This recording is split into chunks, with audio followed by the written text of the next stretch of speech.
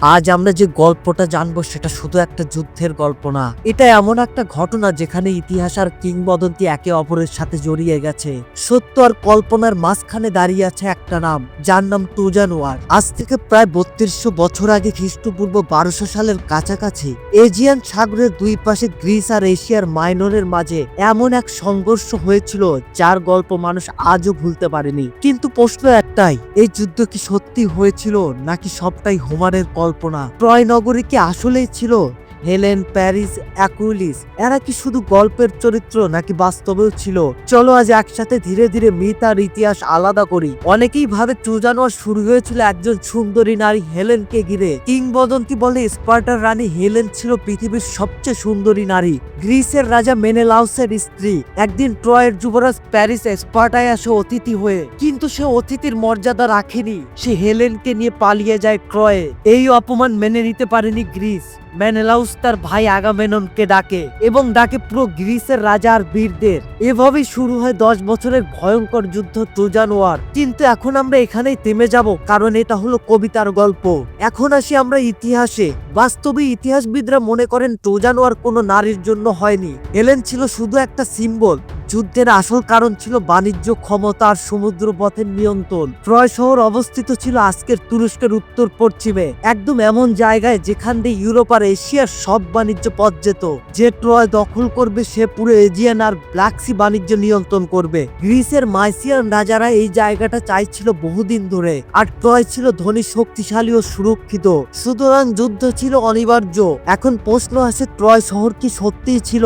1870 সালে একজন জার্মান প্রত্যন্তবিদ হাইলোরিস স্লিমান তুরস্কের সিরালিক এলাকায় খনন শুরু করেন। সেখানেই পাওয়া যায় একটার পর একটা ধ্বংসস্তূপ। একই জায়গায় খুঁজে পায় 9টা আলাদা ট্রয় শহরের স্তর, আর এটা সময় অনুযায়ী ঠিক মিলে যায় খ্রিস্টপূর্ব 1200 সালের সাথে। এই স্তরে পাওয়া গেছে পোড়া দেয়াল, ভাঙা অস্ত্র, মানুষের হাড় আর যুদ্ধের চিহ্ন। মানে এটা দ্বারা বোঝা যায় যে একটা বড় যুদ্ধ এখানে হয়েছিল। এখন আসি যুদ্ধের চরিত্রদের কথায়। অ্যাকিউলিস গ্রিসের সবচেয়ে ভয়ঙ্কর যোদ্ধা।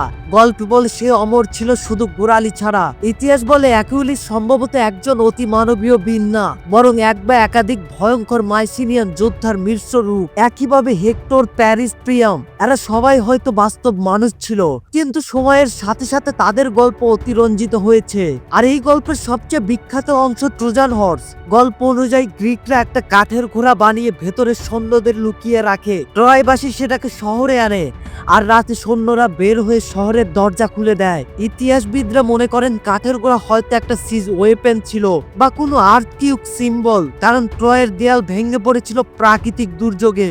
গ্রিক কবিরা এই ঘটনাকে রূপক বানিয়ে ঘোড়ার গল্প তৈরি করেছে। ট্রোজান ওয়ার শেষ হয়েছিল ট্রয়ের সম্পূর্ণ ধ্বংস দিয়ে। শহর জ্বালিয়ে দেওয়া হয়, পুরুষরা মারা যায়, নারী আর শিশুরা দাসে পরিণত হয়। কিন্তু মজার বিষয়, এই যুদ্ধের পর শুধু ট্রয় না, গ্রিসও ধ্বংসের পথে যায়। খ্রিস্টপূর্ব 1200 সালের পরে পুরো ব্রোঞ্জ যুগের সভ্যতা একটার পর একটা ভেঙে পড়ে। মাইসিনিয়ান গ্রিস, হিটাইট সাম্রাজ্য, মিশরের চারপাশ সব জায়গায় অরাজকতা শুরু হয়। ট্রোজান ওয়ার ছিল এই ব্রোনেজ কলামসের একটা অংশ।